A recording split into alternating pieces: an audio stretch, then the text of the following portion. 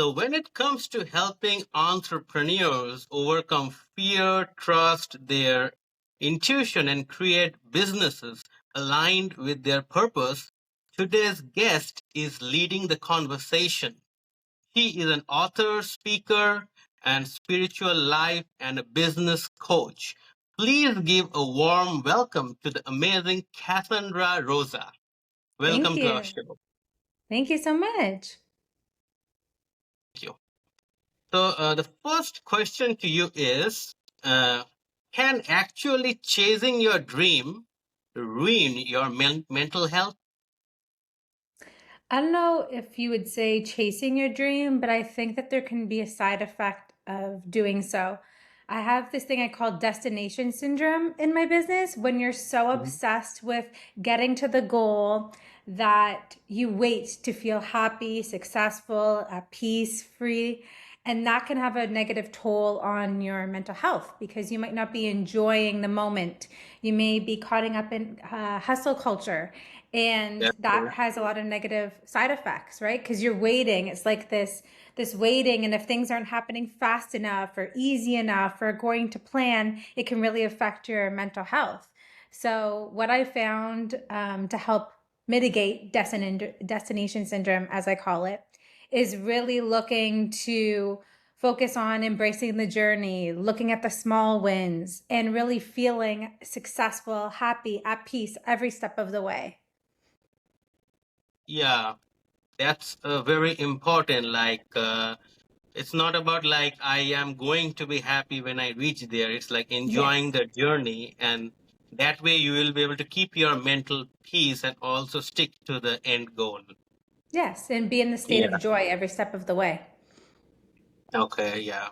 That's a very wonderful insight for our viewers to understand that like mental health is in their control, and just they have to shift their mindset to enjoy the journey. Yes, Yeah. exactly. So, my next question to you is there's another syndrome called imposter syndrome. So, is it real, or it is just a fear with like a better branding? I mean, is it a fear in disguise? We I call it feel imposter syndrome. Yeah, I feel like it is a real thing. In the beginning of my journey as an entrepreneur, that was one of the things that stopped me most was I thought, why would someone want to work with me when they can work with Tony Robbins or Bob Proctor, those type of things.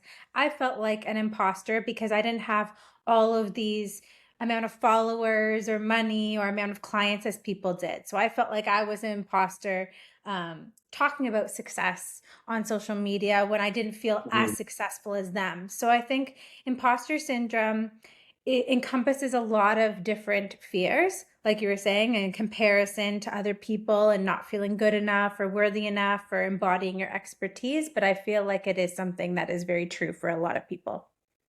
Mhm. I mean, they were also a similar position like us, maybe worse than Yeah. us. Yeah, I think it's like we're comparing our page one when you start a business to their page like 100 or 1000, right?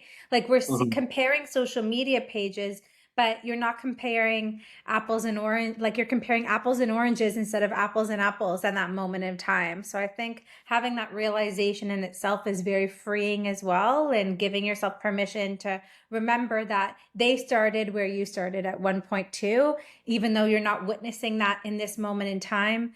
They did have a moment in their journey where they too, I'm sure, felt like an imposter. Yeah, that's true. That's true. Mhm.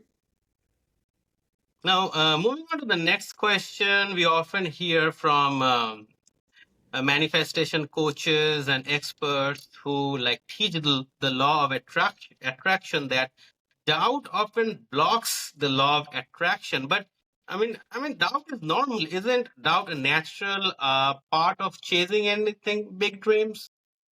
Yes, I feel like doubt, imposter syndrome, self belief, all of these things are a part of the process. So I don't think it blocks manifestation per se, but imagine you're going through this journey with a backpack on. It's kind of like having rocks in your backpack. It may slow down your progress. It may feel like it's harder to get to where you want to be. You will eventually get there. It just slows down your manifestations. Mhm. Yeah, that's true. But everybody would have doubt, right? Whoever is Yeah. practicing law of attraction. Yeah, yeah.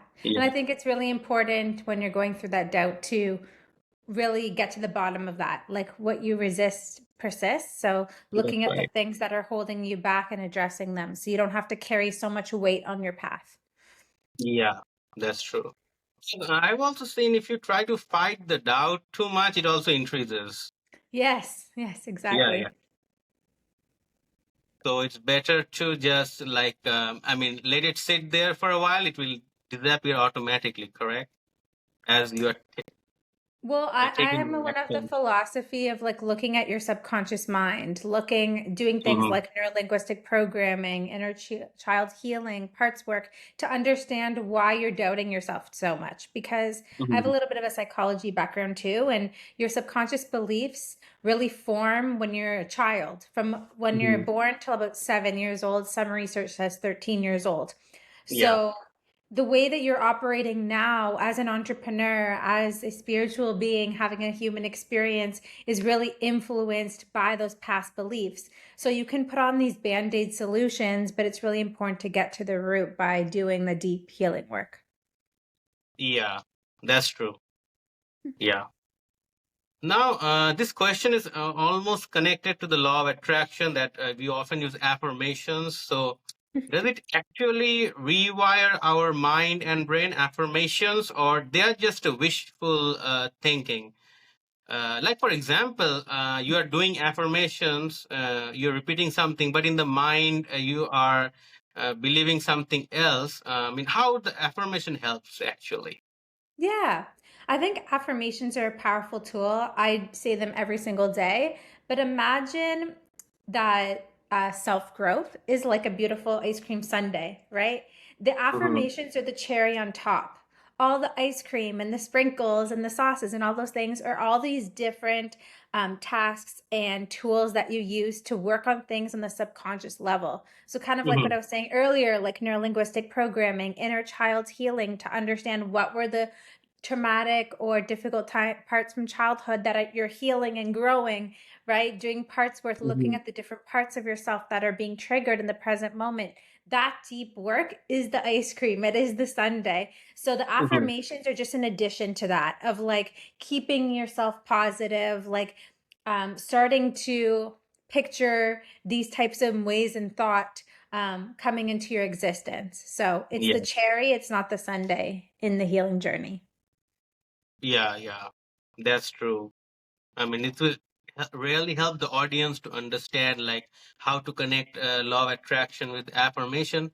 But I have to ask you something that in like in you we often see like hear from the law of attraction experts to write your goals, Yeah. right? So, do you write your goals or you put a date on it? Yeah, so every year I have like a notebook that I put my weekly to-do list. I Hmm. write down all of my goals that I want to achieve by the end of the year. Recently, I've been kind of doing it quarterly. So I write down my goals as affirmative statements like affirmation. Hmm. Like um, I launch a certain specific program. A couple months ago, I launched my Skool community. So it's an Hmm. affirmation, and I say it every day, and it keeps me focused, and it helps me to tap into the frequency of being there. Like I feel and imagine that it's there. So these are these type of law of attraction tools that you can use in your daily life to really make yourself feel like it's a possibility of Hmm. something that you're having and embodying the experience, visualizing it, feeling it in your body so that you can attract that into your life. Okay, yeah, that's a very insightful answer. But I have talked to a friend of mine, and he was saying that he writes his goals Hmm. and he puts a date on it. For example, Yeah. like a 1st of January. Yeah. But somehow, if the goal is not achieved by that date, then it demotivates him, and Hmm. and it makes him feel like it doesn't work. So, is it good idea to write a date or not give a date at all? I think it's good to write a date just so you have like, SMART goals is something else that people talk about, Mhm. making it be measurable, right? Having that date there. But I think it's reflecting on why didn't those goals come into be? So instead of taking it personally and being like, oh, I failed and getting into these stories, it's really looking at why didn't this come to be? Was it a matter of effort? Was it a matter of focus? Was something else come up and took my attention instead? Was there a lesson in this? So it's kind of being reflective and understanding why things are happening for you in life instead of to you, and kind of taking the Mhm. power back. So it's all a matter of perspective, really. Yeah. So, like, self reflection is a way to overcome that in case the goal is not achieved by that Yeah. specific Yeah. date or day, right? Yeah, there might be a Oh, lesson. I find like sometimes when things don't work out as expected, that there's often a divine reason for it. So instead of getting caught up in the scarcity of why it didn't happen, it's kind of looking at it from an empowered perspective of understanding why didn't it happen, and acknowledging that sometimes there's prerequisites to success. It's kind of like, when you go to university or college, to get there, you have to take certain things in high school to make sure that you can go to that, right? Like you that's have right. to take biology to become a cell biologist, and you have to take the Mhm. basic one before the next one. So sometimes there's life lessons that are introductory that you're supposed to learn before you go into receive what it is that you want. So kind of having that perspective is really helpful when you're going through these moments of unmet expectations, because you can start to look for the lessons and get into that self-awareness and reflection that you need. Okay. Yeah, that is understandable very much. Like how to, like, because there can be also like failures when applying law of attraction, like how to Mhm. overcome those as well, and fulfilling your wish. Yes. Yeah. Yes. Yeah, I always look at like failure is actually just like lessons to be learned, Mm, and like even just redefining that in yourself gives you a more empowered approach. yeah, that's true. Yeah, so moving on to our last question is, what do you think is the darkest truth of self-improvement industry that nobody talks about?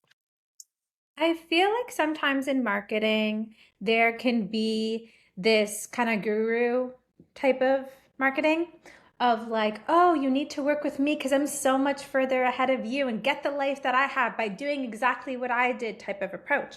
And I think that that can be very toxic because you're starting to put people on pedestals, right? And you're putting pressure on yourself to be in their likeness, and that can create a separation between you and the mentors or the gurus, um, making you feel less than. So I think that that has a lot of negative side effects. I think that it creates a separation. It really fuels imposter syndrome, gets people to doubt themselves, and has this big comparison thing. And something I learned from one of my former mentors is a good mentor is someone that reminds you that you have the key in your pocket. So essentially, you have the key to success. You have the key to healing. You have the key to getting to where you want to be in your pocket. So it's looking at the personal development industry and looking for the golden nuggets, looking for the reminders from seeing people crossing your path instead of viewing them like they're the ones that are going to save you and get you to where Mhm. you want to be. That's right. Mm-hmm. That's right. That's right. I mean, it's more of taking care and holding hand rather than bringing them down. That I have this much, such a great life, living in a mansion, doing this, that, and Yeah. what are you doing? And most of the thing I've seen, most of like I'm not taking any names, but most of the gurus are mainly involved in some Ponzi scheme who does that so that people Mm-hmm. feel that negativity and uh, pull buy their programs immediately in Yes. high price. You know, Yes, yes. that's It's what very I think. materialistic driven versus like impact driven. That's And I right. feel like things are starting to change. I feel like, in the pandemic, that was really big in the marketing, but now I'm starting to see a shift because people aren't saying yes to that anymore. It's not as much Yeah, the driver. that's right. That's true. Because two people has I mean they have separate lives. It cannot be exactly the same. I mean, so somebody can live in a mansion happily, somebody can live in a like two-bedroom house happily too, right? I mean, Yes. nobody is less than the other, and that people has to understand. Yes. Yes. Yeah, yeah. So those all the questions we had, and now let's talk about your school program, what it is all about, and what you're involved in. Yeah, so I have a school community. It's called Impactful Female Entrepreneurs, and it's free to come and join. And inside, we do weekly live trainings, oracle card readings. We have bi-weekly networking calls, and it's just a space for impactful female entrepreneurs that are driven by making a ripple effect in the world. There's a course inside that will help you to upgrade your impact. So it starts from you, really helping you feel more clear, have more confidence, courage, commitment, and consistency. And it's just really tight knit and very engaging. And there's some amazing women inside. So I invite you to come and join us. Okay, yeah, that's a great program. Is it only for It women is. or also for men? Mostly for women. Okay. Yeah, it is. It is a female community. It's on Skool. So Skool is an amazing platform in which there are a lot of communities. There are a lot of courses. So even if you're a Hmm. man listening and you want to go and check out Skool, I highly recommend it. Or you can come and follow me on Instagram. My Instagram is kind of for everybody, Cassandra Rosa A, and I post a lot of uplifting content on there, really helping you with your impact and have more clarity and confidence along the way. In the program, what you call oracle card reading, it seemed interesting. Can you talk a little bit more about it? What's it's all Yeah, about? Yeah. yeah. Yeah, it's they're like angel cards. They so if someone is looking for clarity and they're wanting a message, I use my Mhm. intuition to pull a card and it gives them some words of wisdom and insights. So it's not tarot card reading, it's not like a psychic reading, rather it's just kind of giving you that loving encouragement that you need in that moment. And it's funny because I'll have coaching sessions with my clients and we'll go through all these things and have so much fun in the process. But then once they see the visual being the card, it's kind of like the cherry on top too. So yeah, I like it. Okay, so it's different from a tarot card reading. Yeah, yeah, Okay. yeah. And whatever comes out in the card, something, do you align those with your affirmations and law of attraction? Yeah, yeah. I think it's you receive words of wisdom and you can turn any of those into an affirmation. Okay. Yeah. Okay. Thanks for asking. Yeah. Yeah. Mhm, So that will help our audience to check out the school program that you offer. mhm. I think this is the end of our podcast. That's all the questions we had. And thank you so much, Cassandra, for joining us and for like sharing your wisdom with our audience. And we wish you a continued success as you keep inspiring people all over the world. Thank you. Thank you for having me. Sure.